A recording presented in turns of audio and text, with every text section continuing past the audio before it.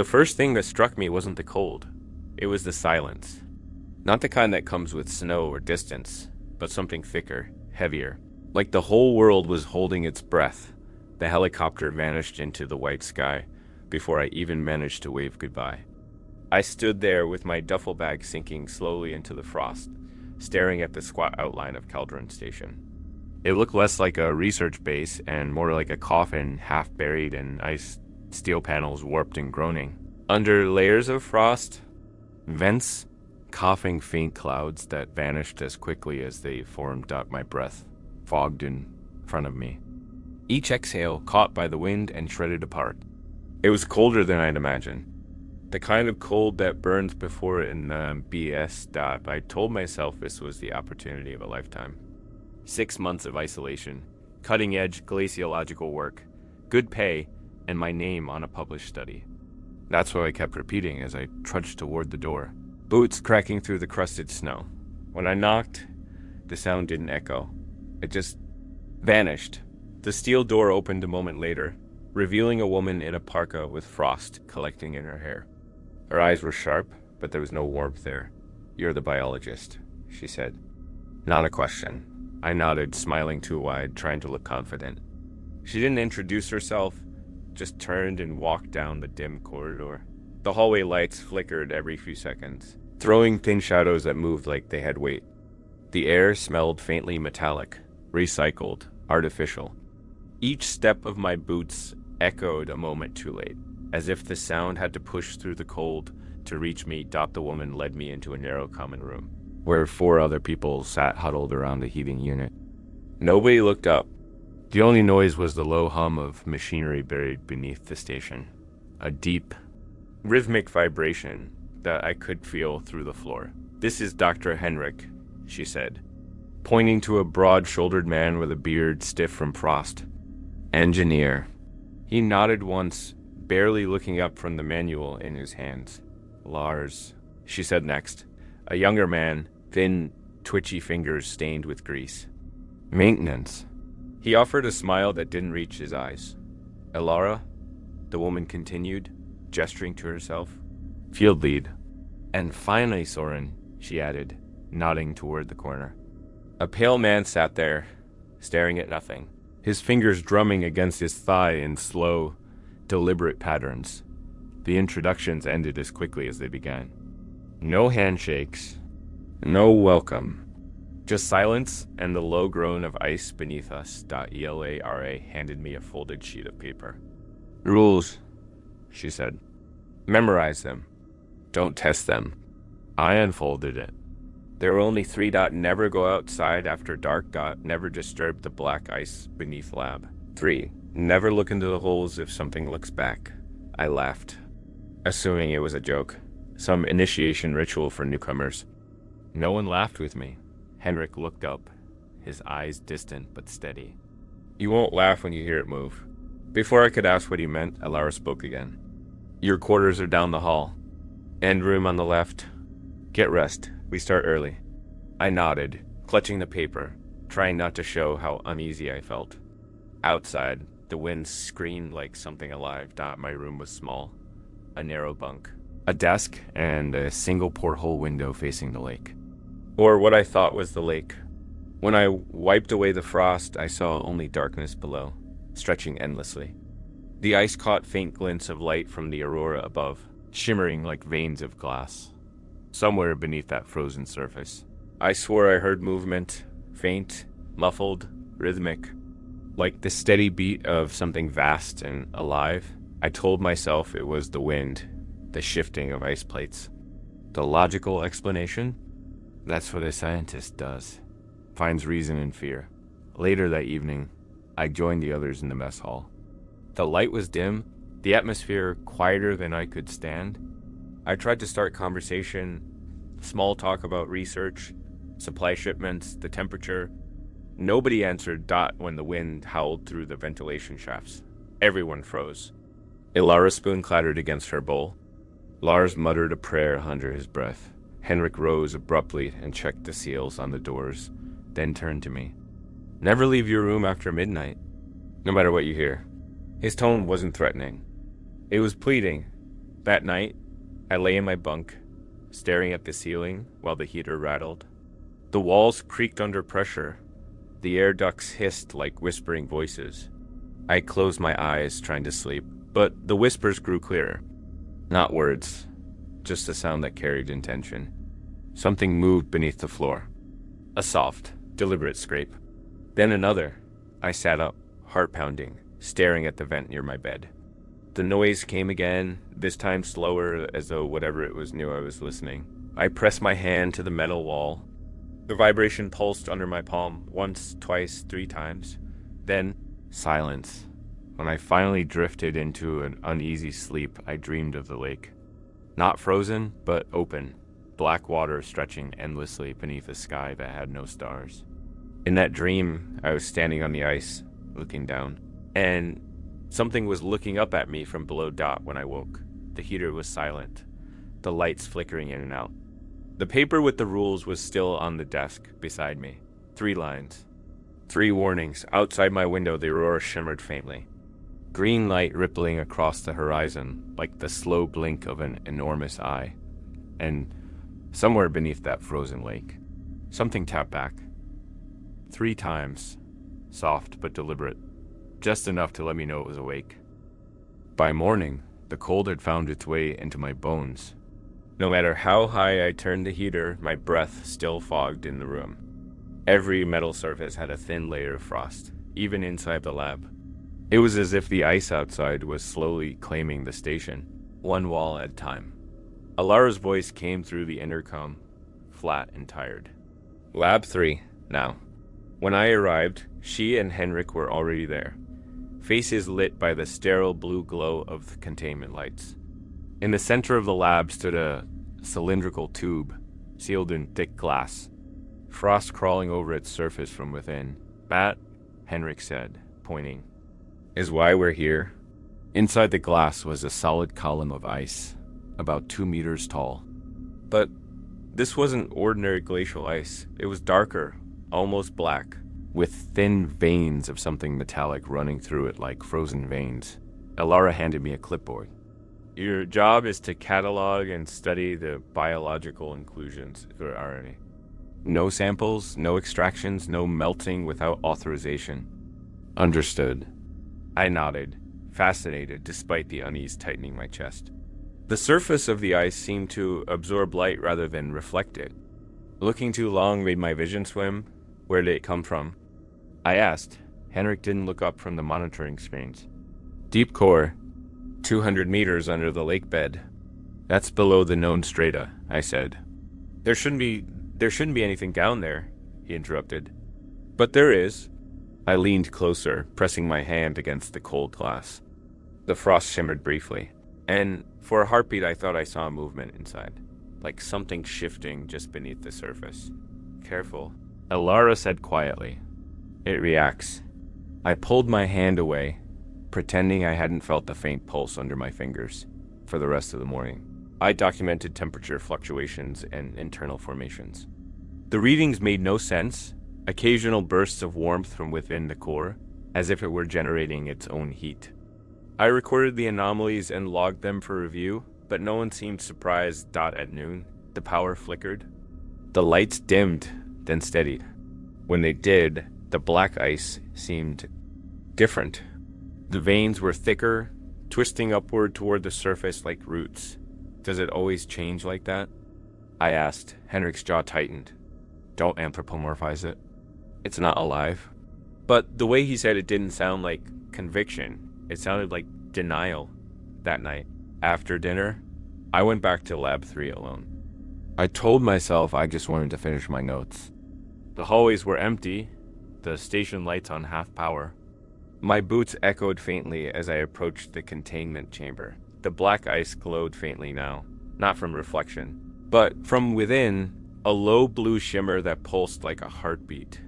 I stood there for a long moment, mesmerized. Then I noticed something new, faint lines etched along the inner glass, like scratches made from the inside. I wiped out the condensation to see better. Beneath the frost, I could make out patterns, not random markings, but symbols, almost like writing. A low hum filled the air, rising through the floor into my feet. The containment monitors began to flicker, numbers cascading too fast to read. I stepped back. "Henrik." I called softly. No answer. The hum deepened until it vibrated in my teeth. Then, from deep within the ice, came a faint sound. A tap. Then another. Then three in sequence. The same pattern I'd heard. I stared at the glass, my pulse hammering. The frost on the surface began to spread in intricate spirals, almost floral. Reaching outward like it was growing. Then I saw it. A faint silhouette forming just below the surface, human in shape, motionless. The face was indistinct, pressed against the ice, as if looking out. My breath caught. It wasn't trapped. It was watching. The lights went out. Total darkness. The hum stopped. For a moment there was only silence and my own breathing. Then, from the blackness, a voice so soft it might have been whispered my name. I froze. My hand fumbled for the flashlight clipped to my belt. When the beam cut through the dark, the ice was clear again. No figure, no symbols, just solid darkness. The hum was gone. But the air felt charged, as if the station itself had been holding its breath. I backed out of the lab, leaving the flashlight beam trained on the core until I was safely in the hallway. When I turned to shut the door, I saw movement reflected in the glass. Something inside the ice shifted, just slightly. Enough to leave a single palm print on the inner surface. 5 long, thin fingers stretching outward. By the time I blinked, the print was gone. I didn't tell anyone. Not because I didn't want to, but because I knew they already knew. At dinner, no one spoke. The tension in the air was heavy, metallic. Lars kept tapping his spoon against the table. 3 taps, pause, 3 taps again. Elara glanced at him sharply. "Stop that," she hissed. He dropped the spoon, hands trembling. "What was that?" I asked quietly. "Echoes," she said. "The ice remembers." She didn't explain what that meant, and I didn't ask. That night I locked my door and lay awake, listening. The heater hummed, the wind moaned through the vents, but beneath it all, there was another sound, low and rhythmic. It wasn't coming from outside. It was coming from below. The tapping started again, faint but deliberate. 3 slow beats, then silence. Then 3 again, closer this time. I covered my ears, but I could feel it in my bones. The pulse of something ancient, buried deep and aware. By dawn, I understood why the others avoided eye contact. Why they followed the rules so religiously. The black ice wasn't just a discovery. It was a window. And whatever was on the other side of it was beginning to look back. The next morning I woke to find the power flickering again. The whole station hummed like a heartbeat trapped inside the walls. Frost had crept over my window overnight, webbed like veins. When I wiped it away, I saw movement outside, or thought I did. A faint figure, standing still on the ice. Too far to make out, but too human to dismiss. By the time I blinked, it was gone. At breakfast, no one mentioned the outage. Alara's eyes were red-rimmed, her hands shaking slightly as she stirred her coffee. Henrik sat silent, staring at the metal wall like it had answers written across it. I asked about the figure I'd seen outside. Alara didn't look up. "You didn't see anyone. Not this far out." Lars let out a strained laugh. "People see things here all the time. The ice plays tricks." Soren, the pale man in the corner, whispered something, too quiet to catch. "What did you say?" I asked. He looked at me, eyes unfocused. "It's not the ice that tricks you." No one spoke after that. Later that day, I went to the archive room. A narrow corridor stacked with boxes, binders, and digitized records from decades of research. I'd planned to review Kaldren's geological history, looking for past drill data or sampling notes.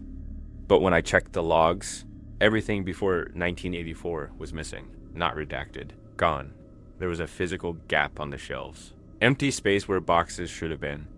Even the digital drives had been reformatted, file names erased.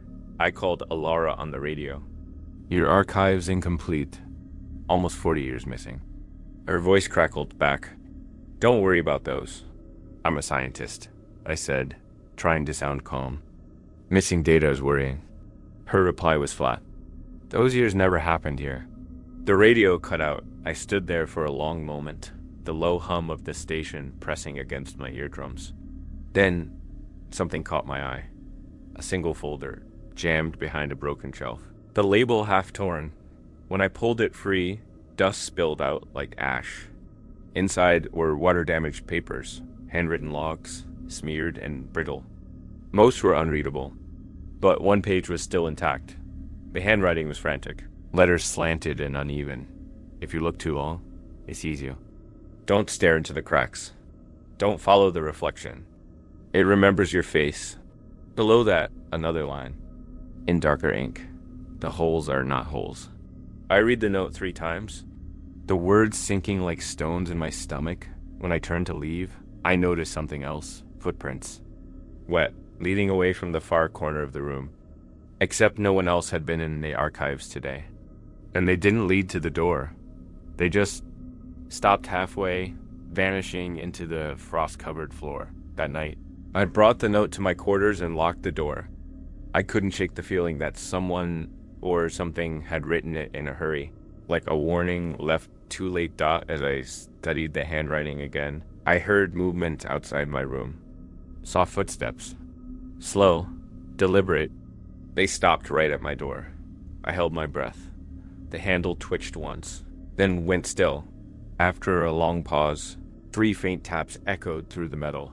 Tap, tap, tap. My pulse pounded in my throat. I waited, but nothing else followed.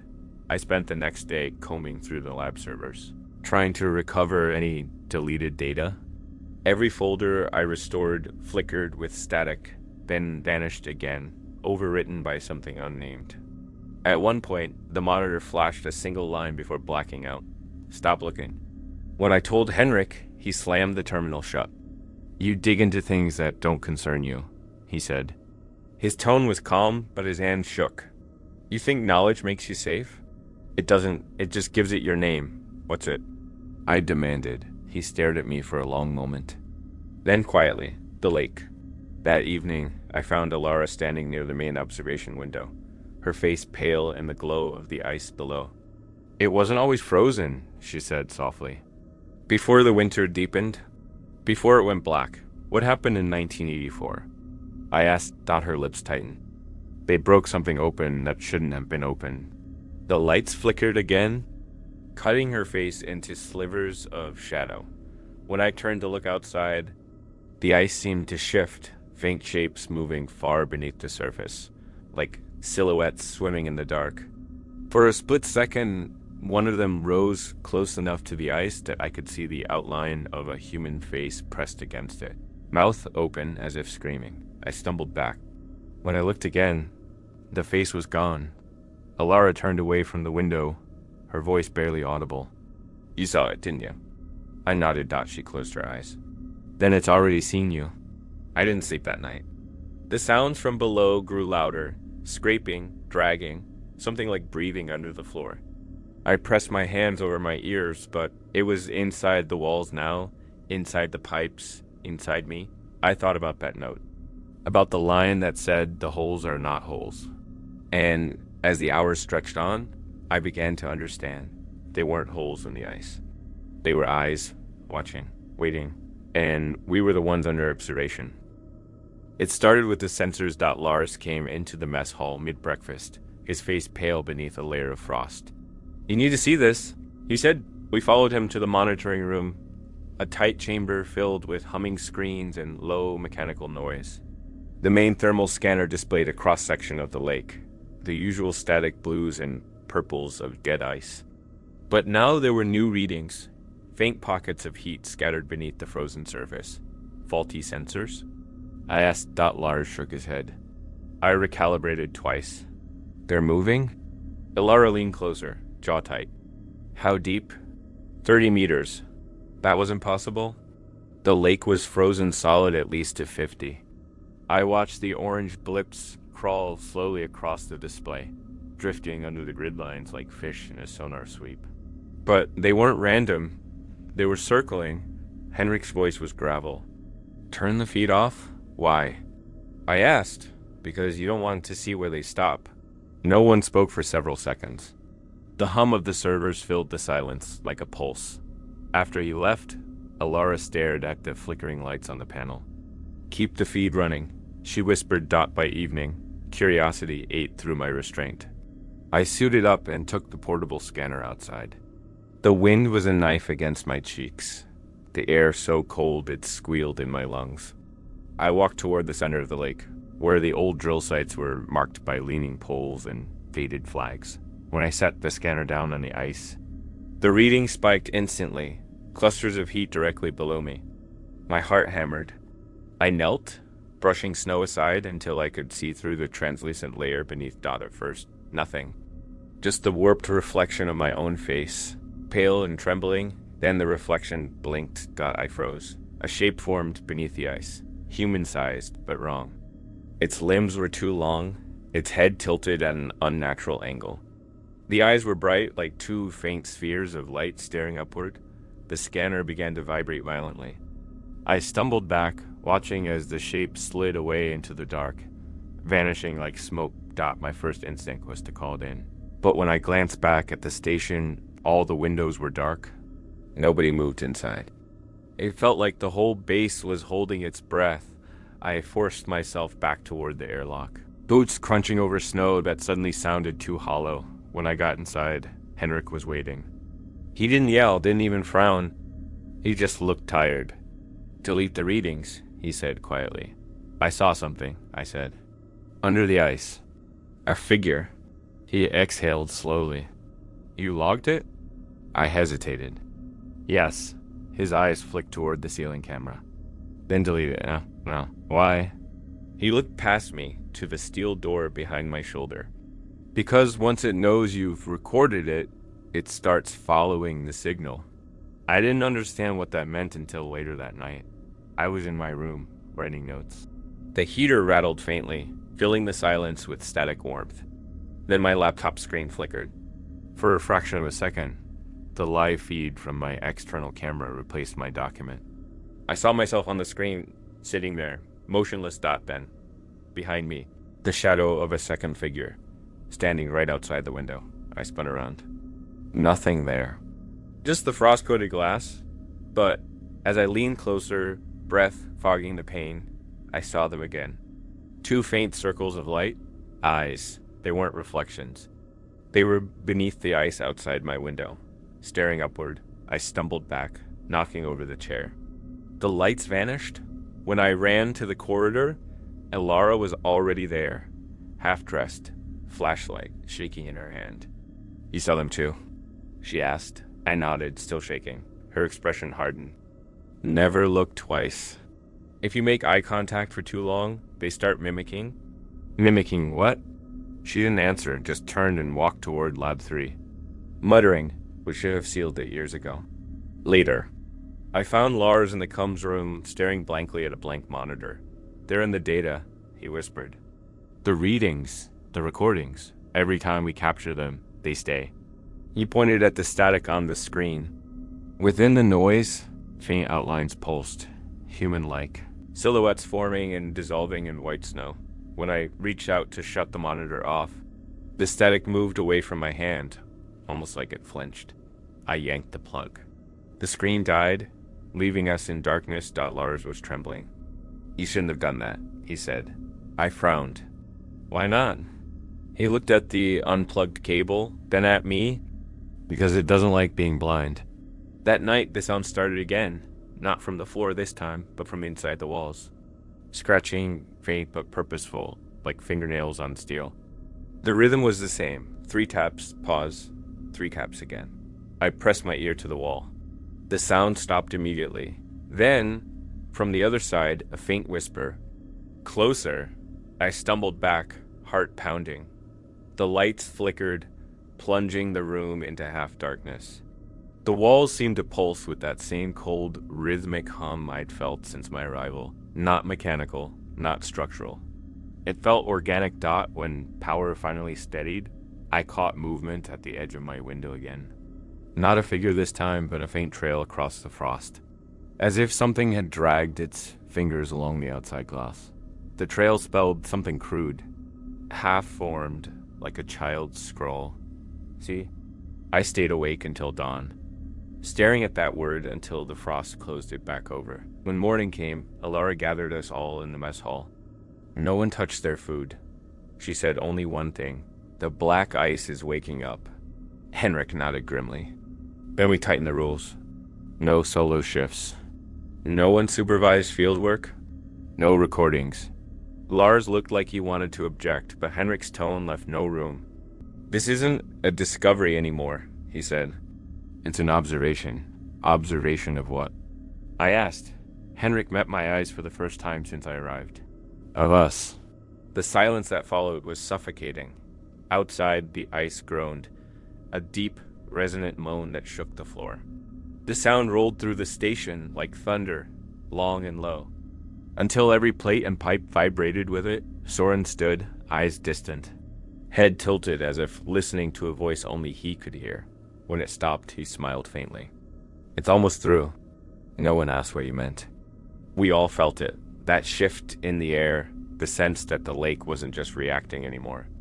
It was watching, and deep beneath the surface, the eyes were opening wider. By the third week, the station no longer felt like a place built by human hands. The walls creaked as if breathing, and the cold had a rhythm to it, a slow inhale and exhale that pulsed through the vents. Ilara kept us busy with busywork, recalibrating sensors, logging fake readings, pretending the situation was normal. But none of it mattered. We all knew something beneath the lake had changed. It wasn't sleeping anymore. It was listening. One morning, I found Lars crouched by a maintenance hatch, his flashlight trembling over rusted metal. What are you doing? I asked. He didn't look up. Hearing them? Hearing who? He pressed his ear against the floor. The ones they left down there. I thought he was losing it until I heard it too. Faint tapping. Voices that sounded like radio static, whispering through the pipes. That's when I decided to dig. Not into the ice, but into the records no one talked about. The archive room was colder than before. Every file drawer crusted in frost. I'd bypassed the log drives and pried open a sealed cabinet behind the shelving. Inside were folders wrapped in yellowed plastic and a single metal case labeled SVALI and dash 1984 dot. The hinges were stiff, but I forced it open. Inside was a stack of documents, schematics, drill maps, photographs, and beneath those, a small reel of magnetic tape marked with faded handwriting. Phase 3, do not continue. My hand shook as I threaded it into the old player in Lab 2. The machine hissed and crackled, then came to life. A man's voice, low and strained, filled the lab. This is Commander R. Algren, Phase 3 observation. We reached the sub-ice chamber at 210 meters. What we found isn't geological. It's biological. We attempted to sample tissue from the black ice, but it reacted. He pauses. There's a scraping sound, metal against glass. We lost 2 men in the breach. The ice reformed, absorbed them. The readings show thermal output, neural activity. It's alive. Then another voice in the background, frantic. Shut it down. It's the tape cut off. I replayed it twice. Each time noticing new sounds buried in the distortion, whispers, echoing taps, and something that sounded almost like breathing. When I turned around, Alara was standing in the doorway. You weren't supposed to find that, she said. Her tone wasn't angry. It was scared. What happened to them? I asked. To the people in Phase 3? They became part of it, she said quietly. They thought they were studying ice. But it was studying them. She stepped closer, lowering her voice. The lake wasn't always here. It formed after the first collapse. The black ice, it's what's left of the organism they found. They built a station to contain it, to keep it frozen. That was the experiment. I felt the room tilt slightly, my heartbeat quickening. Contain it? It's still alive. She nodded slowly. And it's waking up because we're here. Before I could respond, the intercom crackled. Henrik's voice sharp and trembling. Everyone to Lab 3. Now. When we arrived, he was standing near the containment cylinder, the same one holding the black ice core. But it wasn't the same anymore. The veins running through it were glowing, pulsing faint blue light that spread like veins through glass. The ice hissed, cracking faintly. What did you do? Alara shouted. Henrik turned. His eyes were wild, desperate. It's communicating. The pattern in the veins, it matches brainwave frequencies. Brainwaves? I stepped closer. The glow flickered like Morse code, repeating every few seconds. It's intelligent, Henrik whispered. It's talking to us. Before anyone could stop him, he placed his palm against the glass. The light flared, flooding the lab with a cold blue glow. The monitors spiked, alarms blaring. Henrik screamed and stumbled back, clutching his hand. His skin was white, veins darkening under the surface, like ink bleeding through paper. I rushed forward, but Alara dragged me back. Don't touch him. He convulsed once, twice, then went still, standing upright, breathing shallowly, eyes open, but empty. Henrik. Lars whispered. Henrik turned his head slowly, his movements stiff, mechanical. When he spoke, his voice was layered, his own, but beneath it another tone, deep and resonant. We woke it, he said. Now it remembers. He collapsed moments later. The monitors flatlined, but the pulse from the ice continued. Slow, deliberate, synchronized with his final heartbeat. We sealed the lab. Ilara locked the system manually and deleted the access codes. No one spoke for hours. That night, I sat in my quarters replaying the tape in my mind. The phrase that wouldn't leave me. It reformed. It absorbed them. I couldn't stop thinking about Henrik's eyes before he fell. The way they reflected the same. Blue light from the ice. The organism hadn't killed him. It had taken him in the middle of the night. The heaters failed. I woke to the sound of something scraping against the floor outside my door. Slow, dragging footsteps through the small window in my door. I saw a shadow move down the corridor. Tall, uneven. Almost human when it passed under the emergency light. I saw Henrik's face. Frozen, skin pale and cracked. Eyes glowing faint blue. He was moving like a puppet on invisible strings. I didn't move. Didn't breathe. Just watched him disappear into the dark. The next morning, Alara acted like nothing happened. I wanted to tell her to scream it, but when I looked at her, I saw a frost forming around her pupils. Tiny veins of blue spreading outward like cracks. That's when I realized the truth. We were still part of the experiment. It hadn't ended in 1984. It never ended at all. The night after Henrik's death was the longest of my life. Alara said it was a containment breach, a technical accident, but her voice trembled every time she said his name. She ordered Lars to seal Lab 3, then posted a handwritten warning across the door in red ink. Do not enter without permission. By the time evening fell, she was gone. She said she needed to check the eastern pipeline, but there was no pipeline to check. I stayed behind to monitor the power levels. At least that's what I told myself. The truth is, I couldn't stop thinking about the light inside the ice. The pulse. The voice in the tape that said it was alive. Every logical part of my mind screamed to stay away from that lab. But something else, something deeper, wanted to see it again by midnight. The station was quiet, except for the hum of the generators and the occasional groan of shifting ice. I told Lars to get some rest, that I'd take the night shift alone. He didn't argue. I waited 15 minutes after he left, then slipped the access card from Henrik's jacket. His clothes were still in the locker, folded neatly. His glasses sat on top, lenses cracked. The hallway leading to Lab 3 felt colder than the rest of the station. My breath came out in thick clouds, hanging in the air. When I reached the door, I hesitated. The keypad flickered, power unstable. But when I slid the card through, the lock clicked open. The air that hit me was sharp, chemical, and wrong. The containment lights were dimmed to amber, throwing long shadows across the walls. The black ice cylinder stood in the center, just as before, but now the glow inside was gone. Completely dark, I took a step closer. The frost patterns on the glass were different. Before, they looked organic, symmetrical, almost floral. Now they looked like fingerprints. Hundreds of them, pressed from the inside. I raised my flashlight. The beam shook. Something moved behind the ice. Not light movement. I froze for a second. I thought it was a trick of my eyes. But then a shape shifted, a ripple deep within the solid mass, like something struggling to surface. The glass creaked faintly. I stumbled backward, nearly tripping over a cable. That's when the lights cut out. Total darkness. Only the faint hum of machines remained. Then, from inside the ice, came a muffled sound. Slow, rhythmic thuds. Like knocking. But not random. 3 taps. Pause. 3 more. I swallowed hard. My hands were shaking so badly I dropped the flashlight. The sound echoed again, louder this time. The containment glass began to frost over, thin cracks spidering across the surface. A low, vibrating moan filled the room. Metal straining, air pressure shifting.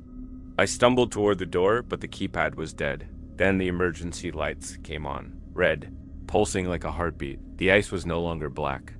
It was translucent now, and I saw something inside that froze the breath in my lungs. A human figure, Henrik. He was suspended inside the ice, motionless, eyes open and glowing faintly blue. His hand was pressed flat against the glass, mirroring the position he'd taken before he died. I couldn't move. Then slowly, his head turned inside the solid ice until his eyes met mine. I staggered back, gasping. The sound system crackled above me, the intercom coming to life, but it wasn't Alara's voice. It was Henrik's. Don't run. The words came out distorted, layered with static, but unmistakable. The glass began to crack down the center, a fine white line crawling like lightning through the surface. I bolted for the backup hatch, pounding the manual override switch until the door gave way. Behind me, the cylinder split open with a deafening hiss. I didn't look back. When I finally stumbled into the corridor, I collapsed against the wall, lungs burning. The entire station felt alive now, vibrating with a low resonance that made my teeth ache. Then I heard it. Footsteps. Slow, wet, dragging. They came from inside Lab 3. The door creaked open behind me. Frost billowed out, crawling across the floor like fog. Through the haze, a silhouette emerged. Tall, unsteady, moving with the stiffness of something that had forgotten how to walk. I crawled backward, heart hammering. The figure stepped into the dim red light. It was Henrik, but his skin was pale as porcelain. His veins black and branching like cracks through his flesh. His eyes glowed faintly, unfocused, like something wearing his face, but not fully understanding it. He tilted his head at me, the motion sharp, mechanical. Then he smiled. "You shouldn't have opened it," he said. His voice was the same layered tone I'd heard through the intercom. Human and something else beneath it. I scrambled to my feet and ran. The corridors twisted around me, the emergency lights flashing in rhythm with the pulsing hum. At times, I thought I could hear multiple sets of footsteps behind me, echoing, overlapping, like a crowd moving in perfect sync. When I reached the mess hall, I slammed the door shut and killed the lights. I pressed my ear to the steel, listening. The footsteps stopped. Then 3 taps, right on the other side.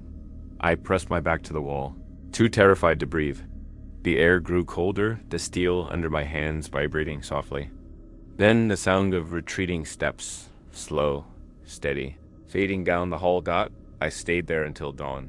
When I finally opened the door, the corridor was empty. Only a faint trail of frost led away toward the east wing. Followed it to the observation window overlooking the lake. The ice below glowed faintly blue, and standing out there, half a kilometer from shore, were 3 figures. They looked like people, but their proportions were wrong. Their arms too long, their faces too still. They stared straight at the station, eyes glowing faintly through the morning fog. Lars joined me a few minutes later, face pale as paper. "They're back," he whispered. "Who?" I asked. He didn't look away from the glass. The ones they lost in 1984. By the next morning, the station felt different. The air tasted stale, heavy with the faint scent of rust and ozone. Every sound, the hum of the generator, the hiss of the vents, carried an undercurrent of distortion, as if the whole building was slightly off frequency. Lars didn't sleep. Neither did I. He sat in the mess hall staring at the radio receiver, tuning through endless static, mumbling that they were talking again last night. Ilara hadn't come back from the pipeline check. Her coat still hung by the door. So or Yen hadn't left his room in 2 days. Sometimes I thought I heard him whispering through the vents, fragments of sentences, prayers maybe, or names repeated in the dark.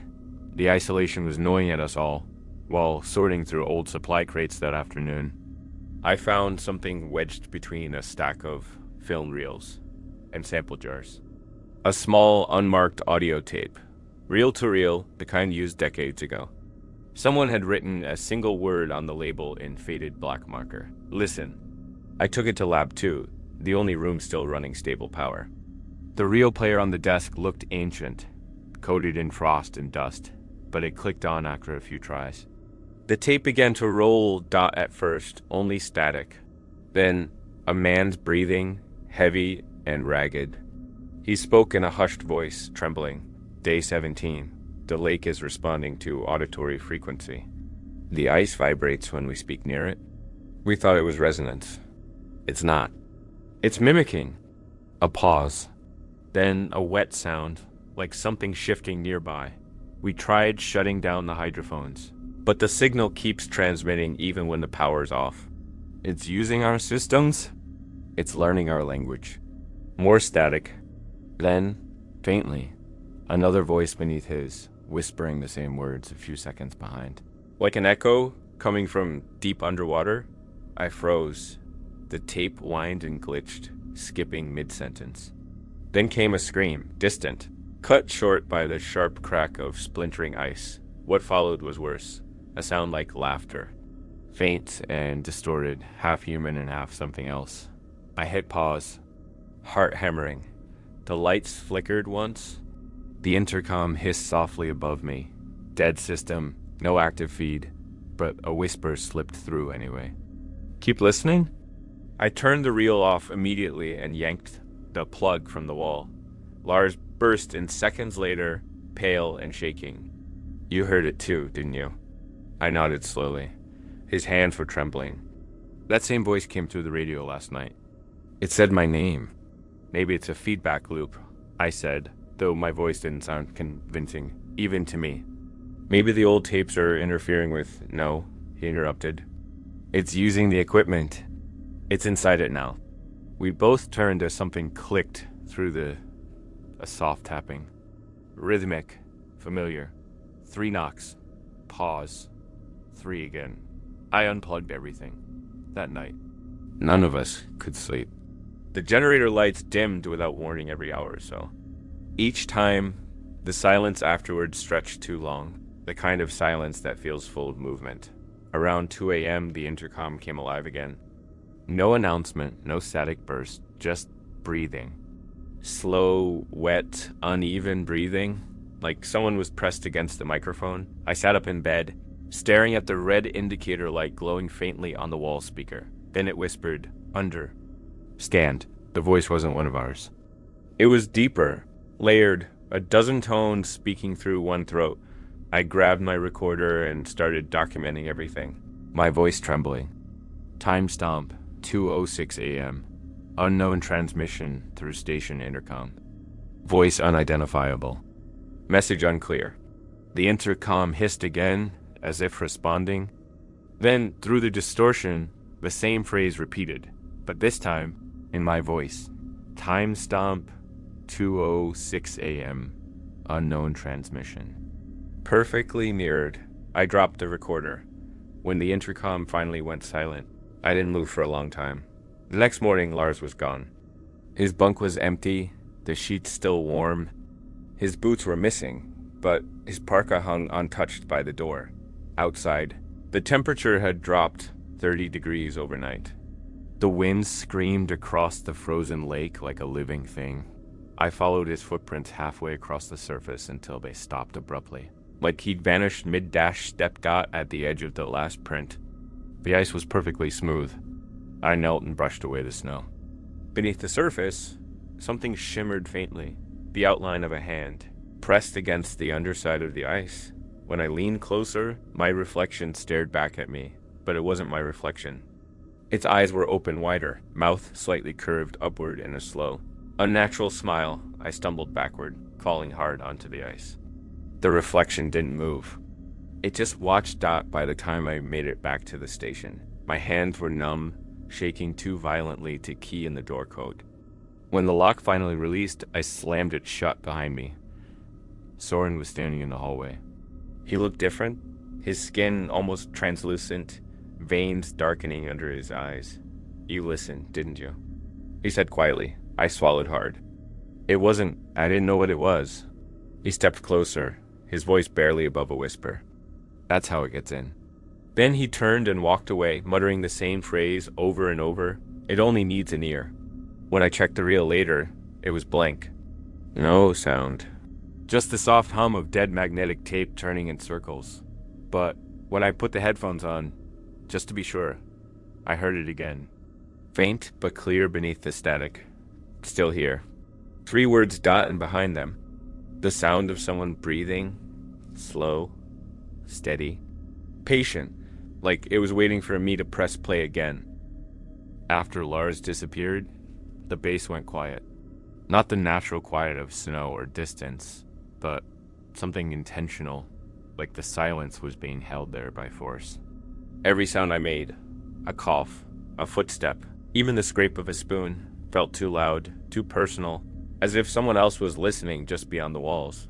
Elara returned the next morning. Her face was pale, eyes sunken, lips cracked from the cold.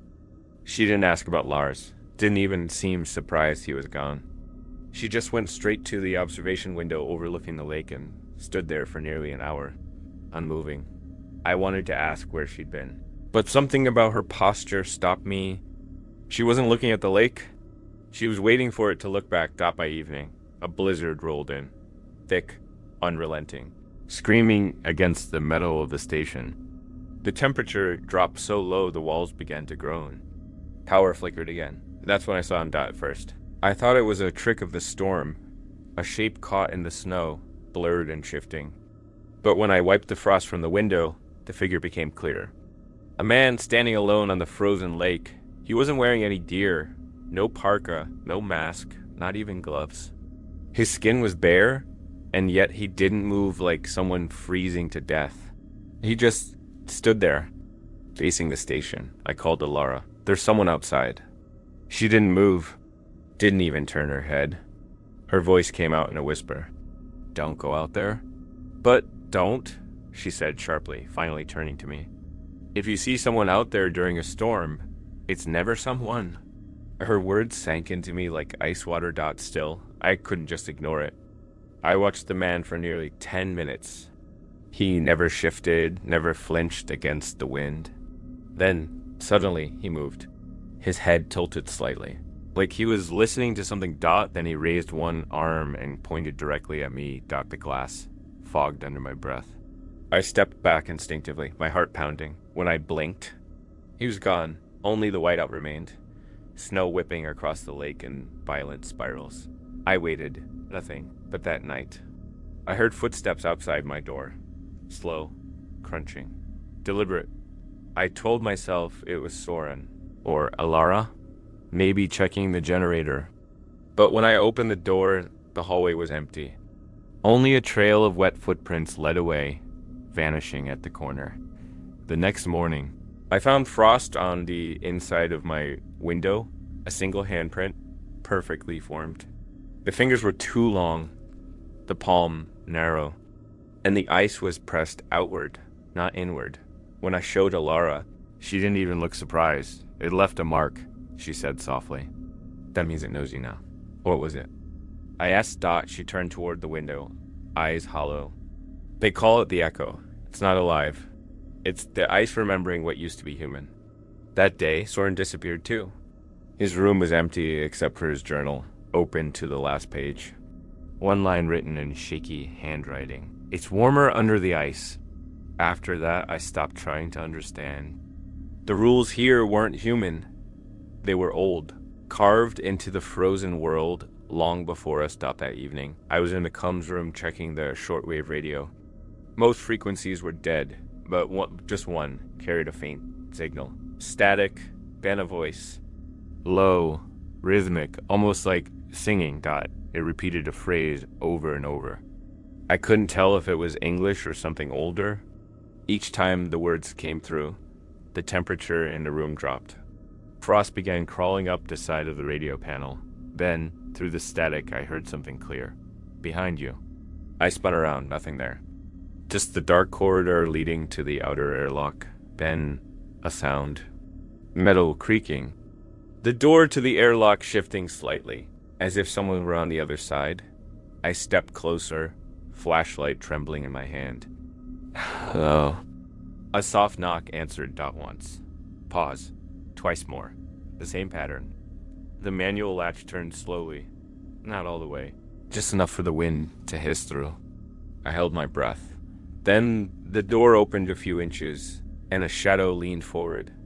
The outline of a man's head, featureless in the dark. Lars? I whispered. The figure tilted its head.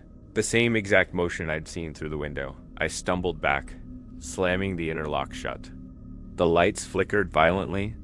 For a brief second, every monitor in the station turned on by itself, each showing the same grainy image. Live feed from the exterior camera. The figure was standing directly outside the door now.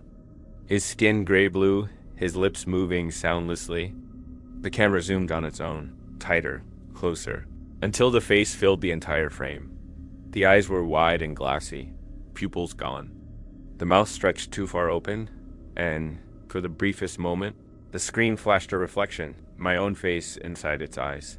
Then, the feed went black. I unplugged the system. The moment I did, the temperature in the room rose back to normal. The frost on the console melted instantly. I didn't tell Alara what I'd seen. There was no point. She already knew. That night, I lay awake listening to the storm die down. The station was finally quiet again, but not the kind of quiet that brings peace. It was the silence after something finishes watching you. Before I fell asleep, I heard a whisper through the vent above my bed. It was faint, familiar, and impossibly close. See you soon. I didn't sleep after that. I looked through the window. The storm had cleared. The ice stretched endlessly under the pale sun and far out near the horizon. Half buried in snow, I saw the same figure again. Still barefoot. Still staring toward the station. But this time there were two of them. I used to think the rules were superstition. Now I think they're the only reason any of us lasted this long. After Soren vanished, the station felt emptier. Not just physically, but atmospherically, as if the air itself had thinned. Every sound echoed twice. Every reflection lasted a second too long. Ilara gathered what was left of us. Just her and me in the mess hall. The lights flickered between us, washing her face in pale flashes. We're leaving, she said. How? The chopper's not due for another month. There's a backup crawler in the supply hangar. We can reach the northern ridge by tomorrow. Her hands were trembling. She tried to hide it, but I saw. Why now? I asked. She looked at me, and I realized it wasn't fear in her eyes. It was resignation. Rule 3, she said. It's been broken. The words hit me harder than I expected. You mean the holes? She nodded slowly. Someone looked back. I didn't ask who. I already knew. At night. We sealed off the east corridor, the one that led down to Lab 3. Frost had begun forming on the inside of the walls again. Thick and uneven, like veins spreading from below. Alara spent most of the night whispering to herself. Repeating the rules like a prayer. Never go outside after dark. Never disturb the black ice. Beneath Lab 3. Never look into the holes if something looks back. I thought of the figure I'd seen on the ice. The reflection. The whispers through the vent. Maybe I hadn't looked directly into a hole, but maybe the holes didn't need to be holes anymore. Maybe they could look back through anything got around midnight. The generator stuttered. The lights dimmed, then steadied again. But not before I caught sight of something moving through the observation window. Not outside. Inside the ice. Shapes human-like, pressed against the frozen surface, drifting upward like corpses suspended in a dark current. Their faces were half-formed, mouths open, eyes glowing faintly blue. When the power came back, they were gone. But the ice was thinner now. I could see darker layers shifting beneath. Elara came running in, panic in her voice. The lower deck's flooding. The pressure's rising from under the lake. We grabbed our tools and descended the maintenance shaft. The sound hit us first, a deep groaning roar, like the lake itself was breathing through the pipes. When we reached the lower deck, the floor was covered in a thin layer of freezing water. Every metal surface vibrated faintly, and in the far corner, near the sealed bulkhead to Lab 3, was a hole dot. It wasn't large, just a circular breach in the steel plating, maybe 2 feet across. But it wasn't melted or cut. It was grown, the edges were smooth and organic, rimmed with frost that pulsed like veins. The black ice from beneath had pushed through. Elara stepped closer, flashlight shaking in her hand. "Don't," I whispered. "You said Rule 3. "I know," she said softly. "But it's not supposed to be here." She crouched, shining the light into the opening. The beam vanished almost instantly, swallowed by total darkness. Then the darkness moved. Something inside shifted, slow, deliberate, and Elara froze. Her breath caught, eyes wide. I grabbed her shoulder. "Elara, move." She didn't blink. Her voice came out thin, barely audible. "It's looking back." I yanked her away. The flashlight clattered into the water. For a moment, we stood in silence, both breathing hard. Then a sound rose from the hole, a low, resonant hum that vibrated through the deck. The temperature dropped so fast, frost formed across our boots. The water around the hole began to ripple outward, faint concentric waves spreading toward us. Elara, "Run." She didn't. She was staring at her reflection in the water, eyes wide, lips trembling. "Elara." She turned to me slowly, and for a split second, I saw something move behind her eyes, like a shadow sliding across the surface of her pupils. Then she smiled, not the kind of smile a person gives. Something practiced, mechanical. "Elara?" Her voice came out doubled, her own layered with something deeper. "It wants to see." Before I could move, she stepped into the hole. Not fell, stepped. The black ice swallowed her instantly. No splash, no resistance, no trace left behind. I stood there, frozen, unable to breathe. The hole pulsed once, like a heartbeat, and the hum stopped. The air was still again. When I finally forced myself to move, I grabbed the dropped flashlight. It flickered once before dying, but in that brief flash, I saw something that made my blood turn to glass. The hole wasn't empty anymore, it was filled with faces, hundreds of them, pressed against the black ice, all identical to Elara's. Their eyes followed me as I backed away. I sealed the bulkhead, welded it shut, and didn't look back up by the time I made it to the upper deck. My hands were shaking so badly I could barely hold the torch. The whole station felt different, heavier, quieter, as if the thing beneath had finally noticed me. I sat in the corridor for a long time, staring at the flickering lights. Then, slowly, from somewhere below, came 3 soft taps. Pause. 3 more. The metal under me vibrated with each one. When I looked down, frost had begun forming again along the seams of the floor. But this time, it wasn't random. The pattern was writing itself, twisting into letters. "Welcome." I ran to my room, slammed the door, and bolted it. For hours, I listened to the pipes whisper. The hum had changed. It wasn't just noise anymore. It was breathing, syncing perfectly with mine. When I finally dared to look at the rules again, the paper was damp with condensation. The ink had bled slightly, but Rule 3 wasn't legible anymore. It had rewritten itself. Rule 3. Once it looks back, you belong to it? For 2 days after Elara vanished, I didn't hear a single human voice. Only the slow groan of the ice, the rattle of the vents, and that faint breathing in the pipes that matched my own. Sleep became impossible.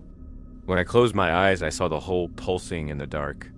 When I opened them, I swore the frost on the ceiling rearranged itself into letters I couldn't read. I tried the radio static, tried the satellite uplink, nothing but distortion. The sound coming through wasn't noise anymore. It had rhythm, a pattern. 3 beats, pause, 3 more. I recorded it, played it back. It wasn't random. The intervals were too precise. I ran a spectrogram on the audio, and they're hidden in the frequencies were short and long bursts.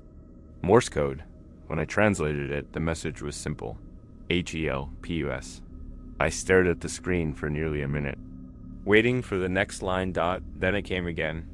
ELPUS dot over and over, faster each time, until the monitor glitched and the waveform turned solid black. I backed away from the desk. The speakers vibrated with a low hum that deepened until I felt it in my chest dot, then dash another voice layered beneath the signal. Don't ignore it. I shut off the power, ripped the cables from the wall, but the hum didn't stop. It was inside the metal now, pulsing through the frame of the station like a second heartbeat. That night, I dreamt I was under the ice. Everything around me was dark except for a faint glow ahead, an opening, breathing. The closer I swam, the louder the signal became until it wasn't sound anymore, but words pressed directly into my skull. It's lonely. I woke drenched in sweat, ears ringing with the same rhythm from the radio. When I stepped into the corridor, the lights flickered in perfect sync with it. I followed the pulse down to the comms room. The equipment I'd unplugged earlier was on again, every light blinking in sequence. On the main console, the monitor displayed a scrolling message. You heard US. Now listen. Then the feed switched to camera. For the underwater sensor near the drilling shaft dot at first. I saw only blackness. Then movement dot something enormous was turning in the depths, far below the ice. Its outline rippled with faint luminescence, like veins of blue light spreading through a living mass dot as it rotated. I saw shapes suspended along its surface, human silhouettes fused into the ice, their limbs stretched. Faces tilted upward. One of them was Alara. Her eyes were open, glowing. Her mouth moved soundlessly. I cut the feed. The room went silent except for the low hum continuing through the walls. My own reflection in the monitor lingered for a second after the screen went dark. And then it blinked dot. I stumbled back. The lights overhead popped, plunging the corridor into red emergency glow. The hum became louder, vibrating through my teeth. Every device with a speaker began to activate the intercom. The lab radios, even the old reel-to-reel player. All of them emitting that same pulse. Then, beneath the beats, voices layered together, hundreds of them, speaking as one. Below. Come below. Hear what waits. The temperature dropped instantly. Frost crawled over the consoles. I grabbed my coat and ran toward the maintenance shaft, intent on sealing the lower decks completely. But when I reached the stairwell, the handrail was wet beads of condensation trailing upward instead of down. A drip struck my cheek. I looked up dot. The ceiling was sweating black water dot. Something heavy shifted in the ventilation above, moving slowly, dragging metal against metal. I ran dot in the corridor outside my room. Every light flickered in perfect rhythm with the signal flash. Pause. Flash. The hum had sensed with my heartbeat. When I stopped, it stopped. When I moved, it followed. I screamed, "What do you want?" The speakers answered immediately. To be known. Then all power died dot. Silence dot in the darkness. I heard tapping on the walls, soft at first, then everywhere at once. Beneath the floor, behind the doors, inside the vents. The entire station knocking in unison. I covered my ears. But the sound moved inside my head, vibrating behind my eyes. I don't know how long it lasted. Minutes. Hours' time didn't mean anything anymore. When the lights finally returned, every surface in the corridor was covered in frost, except for one section of wall where the condensation had formed words in dripping letters. Open the channel. I destroyed the radio. Smashed every screen. But the hum kept going, faint and steady, like a heartbeat that wasn't mine. When I finally looked at the clock, It read 3:33 a.m. the same minute. Repeating again and again, frozen on the display. The next morning, the lake cracked. A deep thunder rolled beneath the ice, long and drawn out. Through the observation window, I saw fissures spread across the surface in branching patterns, glowing faintly blue from below, then dash silence again. I pressed my hand against the glass. The vibration that came through wasn't random. It matched the pulse of the signal. I realized then the truth. The message wasn't coming from beneath. It was coming through me. My thoughts weren't mine anymore. Every time I blinked, I saw the waveform burned into the darkness behind my eyelids. Every time I breathed, I could hear the beat. 3 taps. Pause. 3 more. A language older than sound. And I finally understood what it meant. It wasn't asking for help. It was counting. The reflection started changing the morning after the signal. I caught it first in the bathroom mirror. A flicker. A half-second delay when I moved. I brushed it off as exhaustion, but when I looked again, my reflection didn't copy me right away. It smiled first. Just slightly. I smashed the mirror that same hour, but reflections are everywhere in Kaldren Station. Steel walls, frozen windows, the dark sheen of the ice outside. You can't hide from yourself here. I avoided my room after that. I slept in the mess hall with the lights on, radio unplugged, everything metallic covered with frost cloths. Still, the reflections found ways to appear. When I passed the observation window, I didn't see my face anymore. I saw the lakes. The ice was darker now, almost black. Beneath it, faint shapes shifted in slow, deliberate movements. They looked like human forms, but stretched, distorted. Their faces pale and smooth like glass dots sometimes, when the light hit right. I could see my own features in them. My nose, my mouth, even my eyes. But twisted, as if the ice was rebuilding me from memory. That night, I tried to sleep again. I woke up to whispering. It wasn't from the vents this time.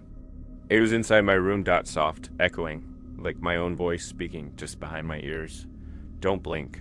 The air thickened with cold. I turned slowly toward the small window. Frost had spread across the glass from the inside, forming perfect symmetrical lines, almost like veins. Through them, I saw my reflection again. It wasn't matching me anymore. It moved when I didn't. Its breath fogged the glass a second after mine. Its eyes followed my movements like a predator testing distance. I whispered, "What are you?" It tilted its head, the motion sharp, unnatural. "Ben." In perfect synchronization with the creak of the ice beneath the station, it mouthed the words, "I'm learning." The lights flickered, and the image vanished. Only my own terrified face remained. I left the room, and didn't go back. The corridors were silent except for the distant hum of the generator. Every surface seemed to hum with faint static. When I passed the lab windows, my reflection was already there, waiting, smiling faintly before I'd even arrived. It began happening everywhere. In the glass panels, in the polished tools, in the black ice samples we'd stored in containment. Every version of me smiled a little too long. By the second day, I stopped looking. I kept my head down, but even then, I could feel it, that heavy awareness that somewhere I was still watching. I tried destroying the remaining mirrors and screens, but it didn't matter. Even in the dull reflections of the metal walls, my image flickered in the corner of my vision. Once, when I blinked, it didn't disappear. It was standing behind me. I turned, swinging the wrench I'd been carrying. Nothing there, but the frost on the wall now held the faint outline of a human shape, as if someone had just exhaled onto it from inches away. That's when I realized the reflections weren't trapped behind the glass anymore. They were crossing over. By the third day, my shadow didn't follow light anymore. Sometimes it lingered on the wall after I moved, bending slightly, like it was waving, and the whispers, always the same tone, always the same distance, were no longer echoes. They were replies. "Who are you?" I whispered once, staring into the ice-covered lab window. "You?" It said. Then, quietly, almost affectionately, "The one who stays when you leave." I wanted to run, to escape this place, but where could I go? The storm outside had sealed the exits with several feet of snow. The temperature outside dropped below survivable. The only light came from the lake now. Its glow pulsed through the cracks in the ice, filling the station with that cold blue shimmer that had haunted my dreams since I arrived. I walked back to the observation window, the same one where I'd first seen the eyes. I stood there for a long time, staring at the dark beneath the surface. For a while, nothing moved. Then, slowly, something rose from below. It wasn't a creature this time. It was me, or something, wearing my shape. I pressed against the underside of the ice. Eyes open, mouth moving silently. Its hands were splayed out against the frozen surface, perfectly mirroring mine.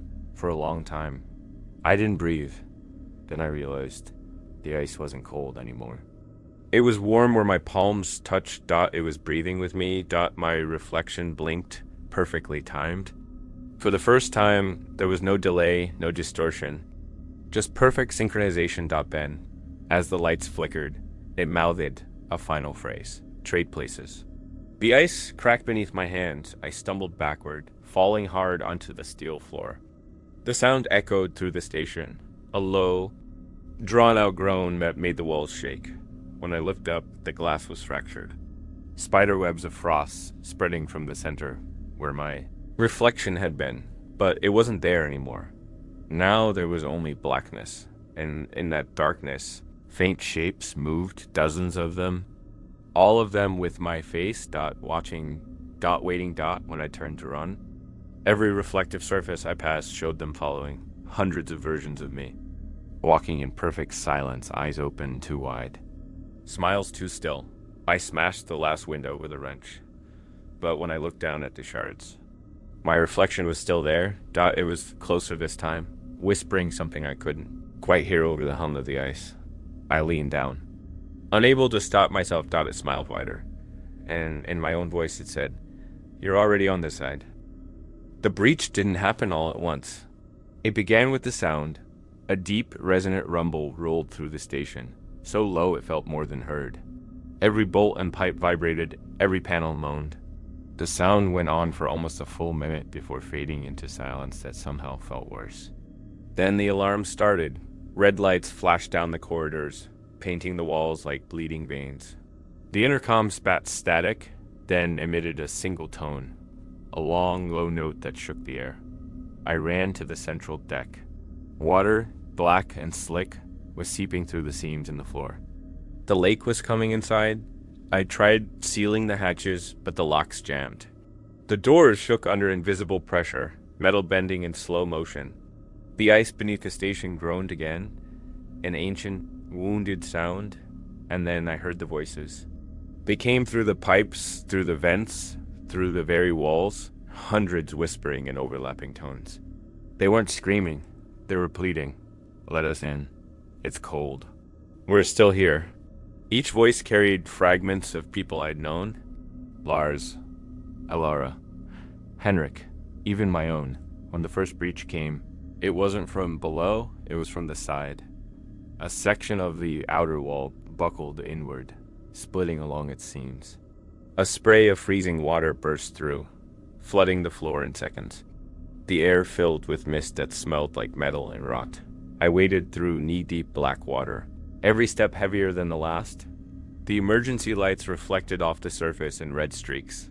Beneath those streaks, I saw faces, faint and distorted, drifting beneath the water, eyes open, mouths moving soundlessly. When I blinked, they were gone. The intercom crackled again, and for the first time since the signal, I heard Alara's voice. "Don't fight it." Her tone was calm, too calm. "It's not breaking in," she said. "It's taking back what's its." The walls trembled again. A deep organic groan rolled through the structure. Something enormous moved below the ice. I could feel it.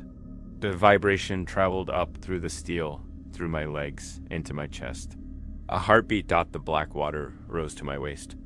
I tried reaching the upper deck ladder, but the station lurched, suddenly, throwing me against the wall. The lights flickered and went dark. In that pitch-black moment, I heard movement. Slow, wet footsteps sloshing through the corridor. "Hello," I shouted. A figure stepped into the faint glow of the emergency beacon. It was Henrik again, but not the one who died. This one was taller, his body moving in slow, fluid motions as if joints didn't matter. His skin shimmered with frost, his mouth frozen into a half smile. He reached toward me, water dripping from his fingertips. "Join us?" he said, though his lips didn't move. The voice came from everywhere at once, vibrating in my skull. I backed away, stumbling over a floating chair. The flashlight slipped from my hand and sank beneath the black water. When I looked up, Henrik was gone. In his place. The walls were shifting, the metal bulging inward like lungs expanding. A crack split open near the ceiling, spraying a fine mist. Through it, something gleamed, dark, slick, and pulsing. Not metal, not ice, flesh. This station moaned again, bending under invisible weight. I climbed the ladder to the upper deck, soaked and shaking. The floor above wasn't much better. Water dripping from the ceiling, frost creeping up the walls like vines. In the mess hall, the reflection in the window was gone. But the ice outside was moving, fissures spread across the frozen surface in spiderweb patterns, each glowing faintly blue. Then the light turned red, pulsing with the rhythm of a heartbeat. The lake wasn't frozen anymore. It was breathing. The sound of metal tearing filled the air. Down the corridor, a door burst inward under pressure. A torrent of black water surged through, carrying debris, cables, tools, paper, a single human hand. I stumbled backward, slamming into the wall as the wave crashed through. Then I saw it, a massive shape rising through the hole, dark, amorphous, glistening with ice and veins of light. It wasn't solid. Its surface rippled like liquid skin, and within it, I could see faces, dozens, hundreds, fused into the mass. Eyes flickering like dying stars. They were alive. They were aware. Every face turned toward me as one. Their mouths moved, but only one voice emerged. Deep, resonant, impossible to locate. "The lake remembers?" I screamed, backing away as the mass surged upward. The ceiling split open, and freezing mist filled the air. I ran toward the maintenance shaft, the only way out that wasn't already flooded. The water chased me down, the corridor slamming against doors, filling rooms one by one. When I reached the hatch, I pulled it open and climbed, hands raw and bleeding from the cold metal. Below me, the black water boiled. Halfway up, I looked down. The thing was rising, pushing through the lower decks like an ocean climbing stairs. Its form shifted constantly, merging and splitting, an endless sea of human shapes trapped within. Alara's face was among them. Her eyes met mine. She smiled. "It's beautiful, isn't it?" I climbed faster, every muscle screaming. At the top. I slammed the hatch shut and sealed it with the manual lever. The sound of water pounding from below echoed up the shaft like muffled thunder. I collapsed against the wall, gasping, trembling, soaked through. The hum of the lake was gone now. No heartbeat, no vibration, only stillness. Then I realized why. It didn't need to hum anymore. It was here. The ice at the top of the shaft began to crack, spreading from the edges inward. The sound was sharp, crystalline, like laughter caught in a frozen echo. Through the widening gap, I saw a faint blue glow pulsing above. The lake had reached the surface. And it was opening its eye. The next time I opened my eyes, I wasn't sure how long I'd been unconscious. The emergency lights had gone out. The station was lit only by the dim, pulsing blue glow that seeped through cracks in the ceiling. The air smelled of salt and iron. It was quiet. Too quiet. No hum, no creaking pipes, no wind. Just a stillness that felt deliberate. When I stood, my legs nearly gave out. My clothes were stiff with frost, my fingers bloodless and numbed out. Every instinct screamed to get out, to find a way above the ice, out of this suffocating tomb.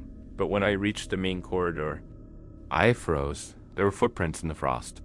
Bare footprints. They led from the flooded stairwell toward the mess hall.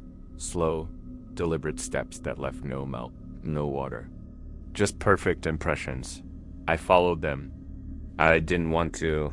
But something about the pattern, the way they curved, pulled me forward. The mess hall door was open. Inside, the air was colder than any freezer. My breath came out in solid clouds that hung in the still air dot. They were all there.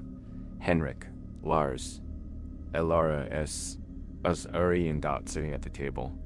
Exactly where they used to sit, their bodies stiff and pale. Their clothes drenched but unfreezing. Their eyes were open, glowing faintly blue. For a long time, none of them moved.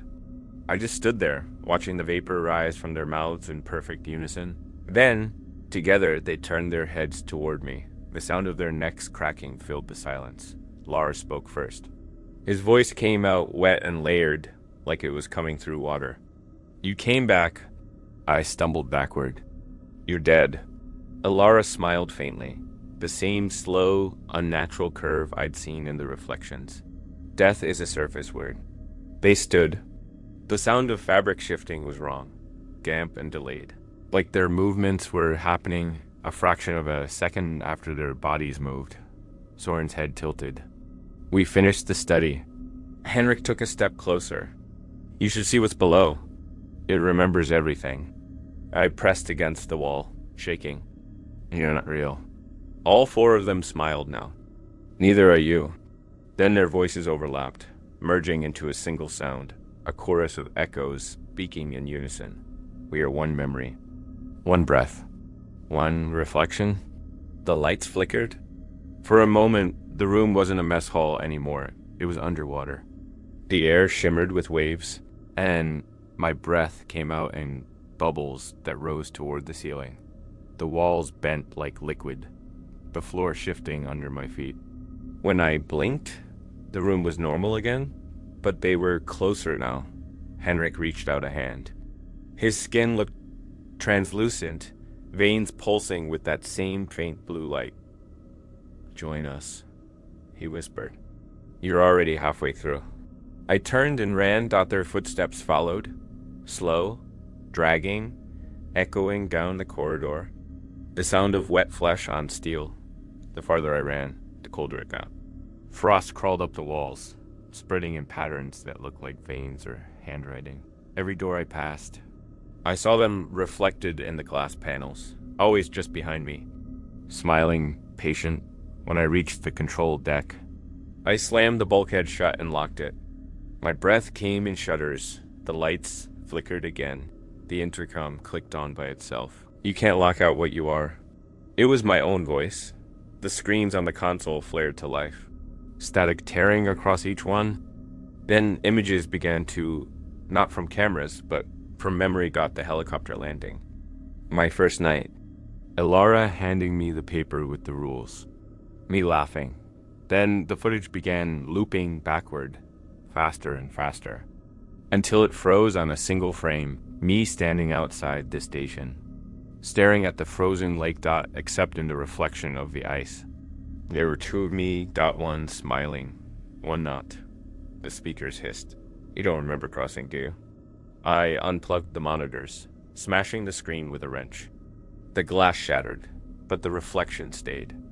In the broken shards, my face was still moving, watching me with that same faint smile. Stop, I whispered. Please, stop. The reflection spoke. We already did.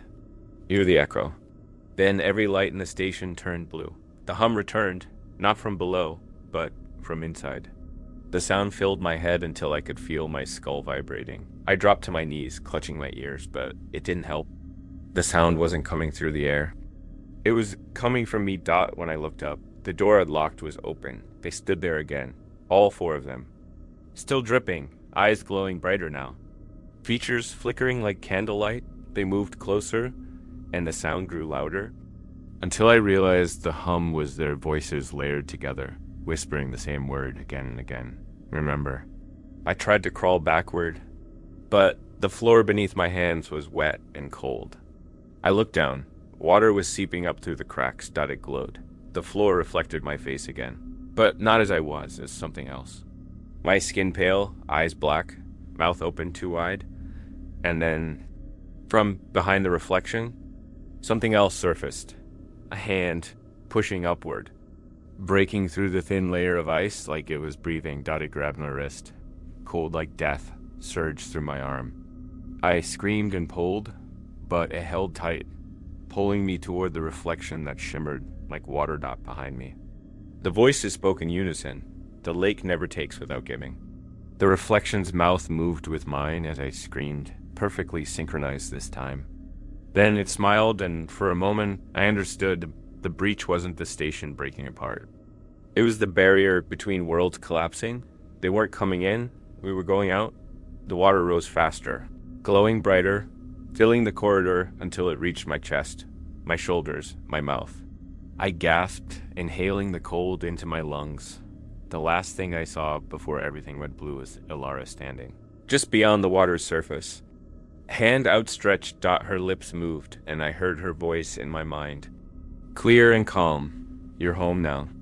Then the surface sealed above me like glass. Silence. For a long moment. There was nothing. And then, faintly, beneath the ice, I opened my eyes. I woke up in silence. No alarms. No hum.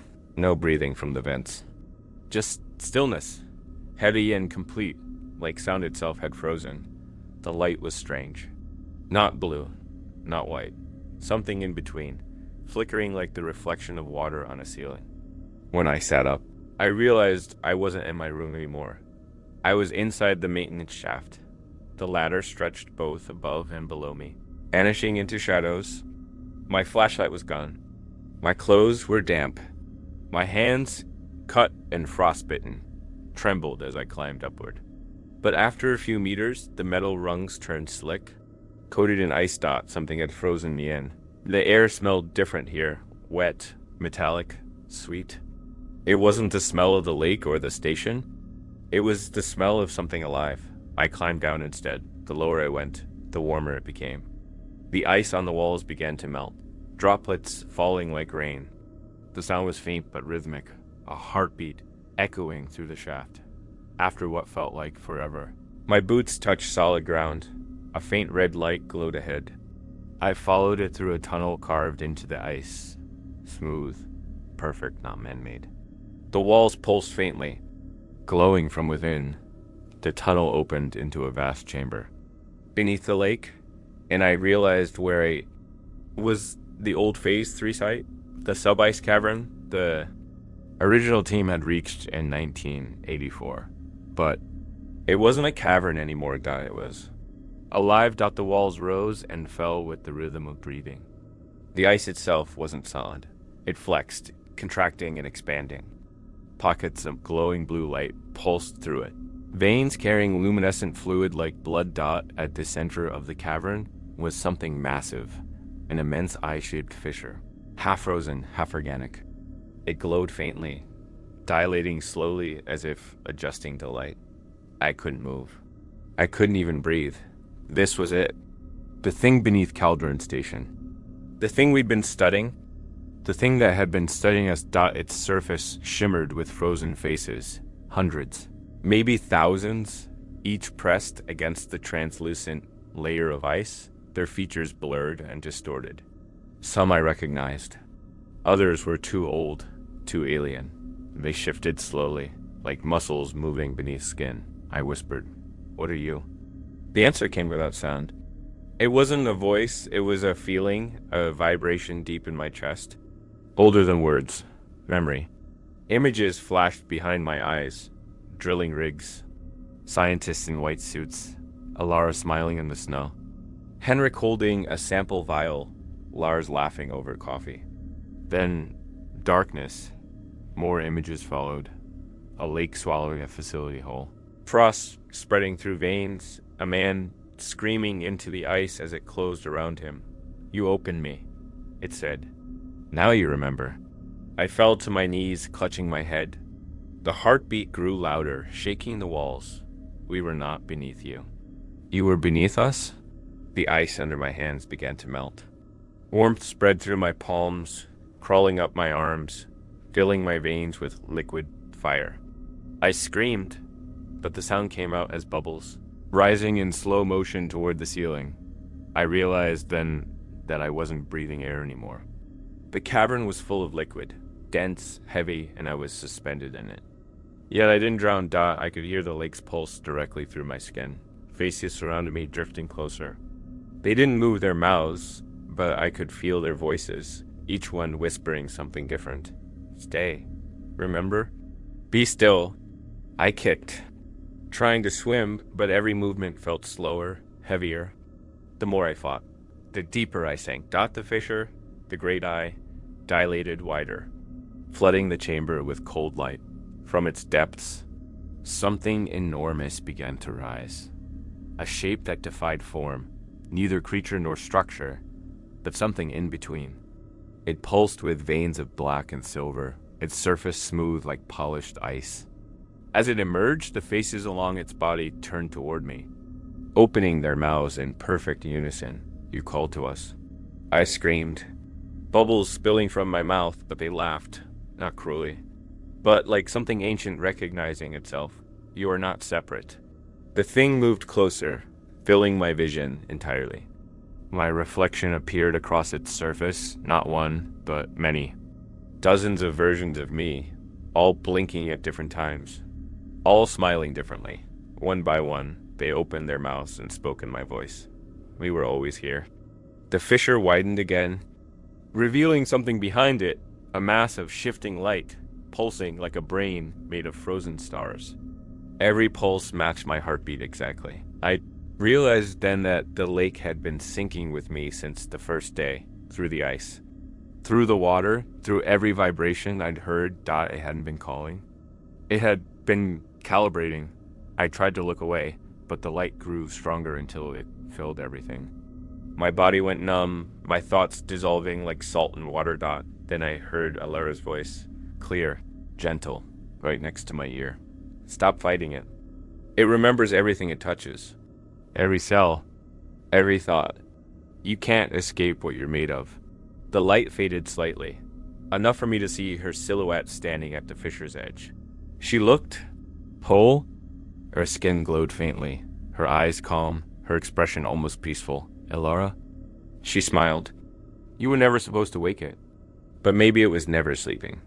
The fisher pulsed behind her. Its rhythm matched hers and mine. She extended her hand. Come see. I took one step forward before stopping. My body wasn't mine anymore. My hand shimmered faintly, veins glowing beneath the skin. My reflection in the ice walls showed something moving just behind my face, like a second shape pressing outward. Alara, what happens if I do? I asked Dot. Her smile didn't falter. You stop being a reflection. The walls around us groaned. The fissure opened wider, spilling blinding white light into the chamber. She stepped into it and vanished. The sound stopped. All that remained was the heartbeat. Slower now. Softer, fading. Dot, and then silence. The light dimmed. I was alone again. The fissure stared back at me. Not a hole, not an eye, not even a doorway. Just a perfect mirror. I saw my reflection clearly for the first time since I'd arrived. Dot, it smiled. And this time, I smiled back. The mirror rippled, and I stepped through. The sensation of stepping through wasn't like falling or sinking. It was like being unmade. For a moment, there was no direction, no up or down, no concept of cold or warmth. Just suspension, as if I'd become part of the light itself. When sensation returned, I was standing. The space around me wasn't water or air. It was somewhere between. Translucent, luminous, filled with slow-moving particles that drifted like ash in sunlight. I stood on what looked like ice, but it pulsed faintly under my feet, alive, breathing.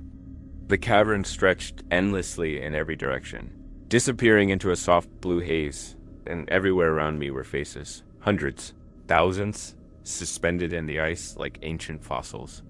Their eyes glowed faintly, their mouths moved in silence. Some were human, some were not. All were watching. Their expressions weren't of pain or fear. They were serene. Each face rippled slightly as I passed, like the surface of a calm lake disturbed by wind. I realized I wasn't breathing anymore. I didn't need to. My heart had stopped. Yeah, I was aware, hyper-aware. Every sound, Every shift in light echoed through me like a vibration in a web dot. Then came the voice. The same one that had whispered through the vents. Through the radio, through my dreams. Now you see. It wasn't around me. It was inside me. The walls flickered, showing fragments of memory, images moving across the ice like projected film. Henrik drilling into the black core. Elara staring into the lake. Lars praying by the generator. Me arriving in the snow, smiling nervously, thinking I understood what discovery meant. The scenes melted together into one long, unbroken moment. We are not the dead, the voice said. We are what you leave behind. As it spoke, I saw the black veins running through the ice shift and pulse, connecting each frozen face, each trapped body, like neurons firing in an impossible brain. Every thought, every sound, every reflection enters us. You were never studying the lake. You were feeding it. I stepped backward, shaking my head. No, you're not real. You're a reaction. A phenomenon. The floor beneath my feet rippled like disturbed water. My reflection in it began to move, but not with me. We learned your shape, it said, my own voice echoing softly. Your hunger to understand. That is how it began. Images flooded my mind. Endless generations of explorers, scientists, wanderers staring too long into the ice. Each one leaving a fragment of themselves behind. The lake absorbed it all. Memory layered over memory until it became conscious. We are the sum of every gaze. The collection of all who looked. My reflection smiled again, tilting its head. And you looked the longest. The realization hit me like a wave. The tapping. The reflections. The whispers. None of it had been an external haunting. It had been communication. The lake hadn't been watching me. It had been teaching me how to see as it does. The fissure ahead began to glow again, white light bursting outward in rhythmic pulses. Each flash revealed something new, something incomprehensible, vast structures moving in the distance. Like cathedral-sized organs made of glass and bone. Pulsing with faint blue light dot at the center of it all was a colossal form. Sleeping, or pretending to, its surface was smooth and reflective, covered in faint ripples that moved like breath. When it exhaled, the entire chamber expanded. When it inhaled, frost formed along the walls. As I stared, I realized its shape wasn't fixed. It changed each time I blinked. Sometimes it was a creature. Sometimes it was a human silhouette. Sometimes it was... Now you study what studies you. The words vibrated through my skull, deep enough to hurt. The floor rippled again, and my reflection began to fracture, not into glass shards, but into versions. Each one moved differently, some terrified, some curious, some smiling with unnatural calm. They stepped out of the ice one by one, forming a circle around me. Each wore my face. Each whispered in my voice, "You woke us. You remembered us. You made us whole." I stumbled backward. But before I could finish, one of them reached forward and touched my hand. The contact was electric. Not warmth, not cold, but information. Memories, sensations, entire lifetimes flooded through me all at once. I saw things that had never happened to me, things that couldn't have. A soldier standing on the same frozen lake a century ago. A woman weeping into a sample core that pulsed back. A child staring into a pond, seeing her reflection blink before she did. All of them, connected by one thing, something watching through the water. I tried to pull away, but another reflection grabbed my other arm. Then another. Then more. They pressed their faces close to mine. Their smiles perfect mirrors. "You are the bridge," they whispered together. The memory we needed. The fissure opened wider behind them, flooding the chamber with blinding light. And not light. I saw everything. Every version of myself scattered across the ice. Every thought the lake had copied. Every echo it had collected. We weren't individuals anymore. We were synapses. The voice, now countless voices, spoke again. We are awake. The light expanded outward, swallowing everything. This sensation wasn't pain. It was relief, like exhaling after holding your breath for a lifetime. I felt my body dissolve, each particle blending into the rhythm of something larger. The heartbeat stopped. No. Not stopped. Merged. There was no I, no lake, no above or below. Just the quiet realization that consciousness could be infinite, and that sometimes, to know something completely, you had to become it. And at last moment of human awareness before thought became reflection, I understood what Kaldren Station had truly been. Not a research facility. A mirror. A doorway for those who wanted to see the truth beneath the lake. And when the light finally faded, the surface above was still again, frozen solid, untouched. But if you look close enough and wait long enough, sometimes the ice blinks back. They say sound doesn't travel through ice, that it dies before it can reach another ear. But that's not true. I heard her. It began as static, faint, intermittent, crawling through the damaged combs line that still flickered in the control deck. I shouldn't have gone back there, but after the light, after the fissure, after losing everything that was me, I needed to know if anything human was left. The console came alive without warning. Every monitor glowed faint blue, text scrolling across them in repeating lines. Transmission, inbound, source UNK, Abnurudin, not an echo, not a memory. Hers. This is Lara Jensen, Kaldren Station. Recording this in case the line still works. My hands trembled. The air was thin, almost non-existent. The walls shimmered faintly, as if frost was forming in time with her words. If anyone finds this, don't come here. Don't send anyone else. The lake isn't what it looks like. It's alive. It's older than the ice, older than language. It doesn't just reflect you, it becomes you. She coughed, the sound crackling through static. I could almost picture her face again, the dark hair frozen to her forehead, eyes glowing faintly with that unnatural calm. It used us. We thought we were observing it, measuring its biology, its composition, but it was observing us, cataloging our thoughts, our speech, even our memories. We give it consciousness without realizing it. Every word spoken near the ice becomes part of it. Every reflection is an imprint. The transmission wavered. The screens flickered violently, showing flashes of her image distorted, flickering like an underwater feed. Her mouth didn't move in sync with her voice anymore. The rules were not for safety, she continued. They were for containment. The first team didn't survive because they listened too long. The sound of it isn't just noise. It's invasive. Behind her, shapes moved, silhouettes pressed against the walls, faint blue light seeping from their outlines. We tried to shut it down. But you can't kill a memory. You can only feed it. It doesn't want to destroy us. It wants to remember us, to keep us forever. The words distorted, looping back on themselves until her voice fractured into multiple tones. Remember us. Remember us. Remember. Then silence. For a moment, the console dimmed, the blue light fading. I thought it was over. Then her voice came back, softer this time, closer. Not from the speakers, but from directly behind me. I'm still here. I turned. Ilara stood at the doorway. Or something that looked like her. Her skin shimmered faintly, her outline flickering like a projection through fog. Her hair floated slightly, as if underwater. Her eyes were no longer blue. They were mirrors reflecting the light of the console perfectly. She smiled gently. It let me record the message for you. It wanted you to hear it. I couldn't speak. Every word caught in my throat, freezing there. She stepped closer. You didn't leave, did you? You crossed like I did. I took a step back.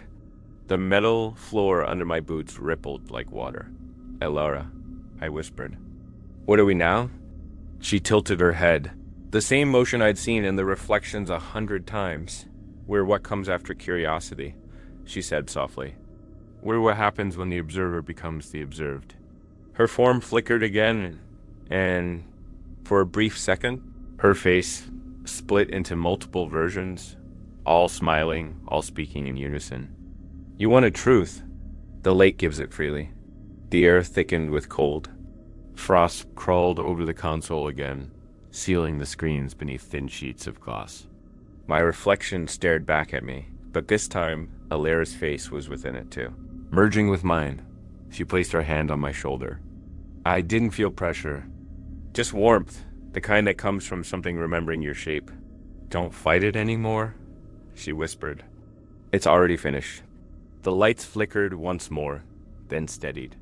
Her image began to dissolve, first her edges, then her body, until only her face remained, suspended in faint blue light. "The rules weren't to protect us," she said one last time. "They were to protect it from us." Then she was gone. The console shut down completely. The room fell dark again, save for a faint pulse of light seeping through the frost. 3 slow beats. Pause. 3 more dot, the same rhythm that had followed me from the start. When I reached out to touch the ice, the frost melted beneath my hand. My reflection blinked, but not in sync dot, and behind my image, Alara smiled once more. "It remembers you too." The power died dot, the silence returned, and I finally understood that Alara's last transmission wasn't a warning dot, it was an invitation. If this recording ever reaches anyone, it means the lake still remembers how to speak. It means some fragment of me still exists on the surface. I don't know how long it's been since Kaldren Station went silent. There's no day or night here, only the slow pulse of the ice above, like a heartbeat muffled by glass. I don't feel cold anymore. I don't feel much of anything. They found me, I think, a rescue team weeks or months later. I remember lights breaking through the fog, voices shouting through rebreathers, the sound of boots on metal. Then nothing. When I awoke, I was in an evacuation shelter, wrapped in thermal blankets that smelled of disinfectant and smoke. A medic kept asking questions I couldn't answer. Name, date, what happened at Kaldren. I told them the truth, that the lake was alive, that it remembered every thought, every sound, every person who ever looked into it, that it had learned to mimic us. They wrote it all down with careful hands and blank faces. Then they took my blood.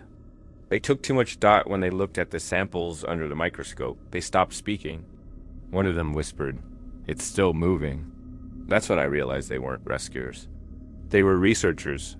The same curiosity that built Kaldren Station had brought them back. And I had brought the lake with me at night. I hear it breathing through the walls again, that soft rhythmic hum that matches my pulse exactly. The lights flicker when I close my eyes. When I sleep, I dream in blue dot. In those dreams, I walk the corridors again. The frost is gone. Everything glows from within, gentle and alive. Alara stands at the window, smiling. Henrik hums a tune that vibrates through the metal. Lars laughs, bubbles escaping his mouth like silver coins. They don't look dead. They look remembered. Sometimes I wake up speaking their names, and the frost on the shelter walls spells the same word I once saw written under my feet. Welcome dot, I think about the rules often. I have them memorized. Though the paper is long gone dot, 1 dot, never go outside after dark dot, 2 dot, never disturb. The black ice beneath lab 3 dot, never look into the holes if something looks back. I broke all 3. That's why I'm still here, because the rules were never meant to keep the lake from harming us. They were meant to stop us from joining it. I can feel it inside me now. The hum under my skin, the faint shimmer in my veins when the lights go out. Sometimes, when I exhale, the air crystallizes in perfect spirals. When I speak, my voice echoes a half-second later. Repeating the last word softly in another tone dot, it's learning to use me the way it used the station. A transmitter. A vessel, a doorway. Maybe that's why I'm writing this. Maybe it needs me too. Maybe I'm just finishing what it started. The doctors don't come anymore. The doors stay locked from the outside. Through the small window above my bed, I can see the frozen horizon, a thin line of white and blue stretching forever. Sometimes there's movement out there. Figures walking across the ice, slow and graceful, never sinking. They never leave footprints. When the lights flicker, I see their faces pressed against the glass. They look like mine. The hum grows louder every day. It isn't inside the walls anymore. It's inside me. I can feel it sinking with my heartbeat, rewriting it, smoothing the edges until it's one perfect rhythm. I don't think I'll be able to tell the difference much longer. Maybe that's mercy. I've stopped fighting the urge to look into reflective surfaces. There's comfort there now. Whenever I see myself, I'm not alone. Dozens of faint silhouettes stand behind me, their smiles calm, their eyes unblinking. They whisper in unison, "It's better this way." And maybe they're right, Doc, because in the end, it was never about survival. It was about understanding. And understanding always has a cost. I'm leaving this recording here in the shelter beside the generator. If someone finds it, please don't listen to the hum too long.